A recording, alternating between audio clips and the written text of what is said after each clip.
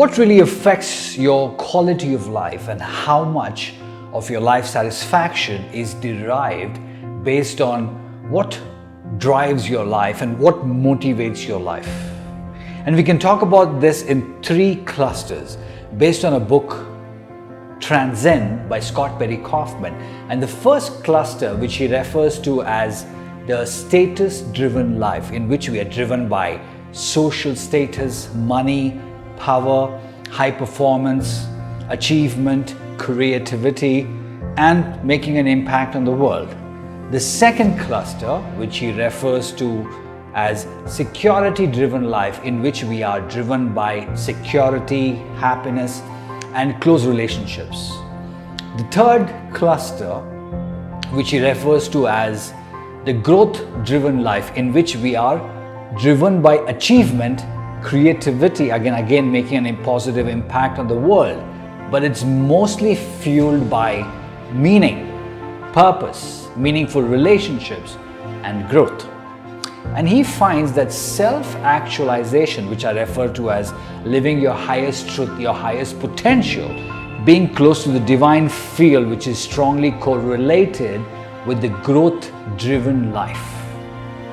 And when you understand what drives your life and what motivates you, regardless of where you come from, what you possess, what success you have achieved, or what wealth you have created, if you come from a space of being and not from a space of deficiency, then you are in the highest of the human ladder or the human growth.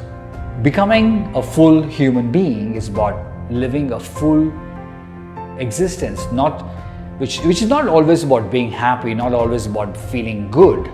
Rather, it's like incorporating more meaning into your life, more engagement, and more growth in your life.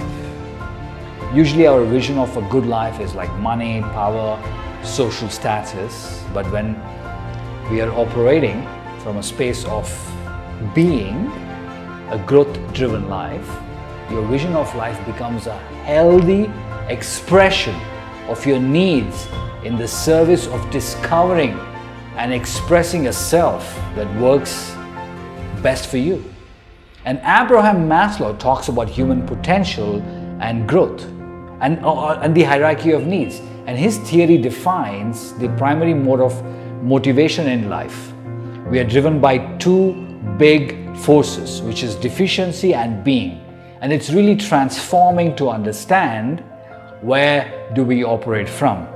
In this process, you'll observe that fame, money, success doesn't really mean much when you're still operating from a deficiency space.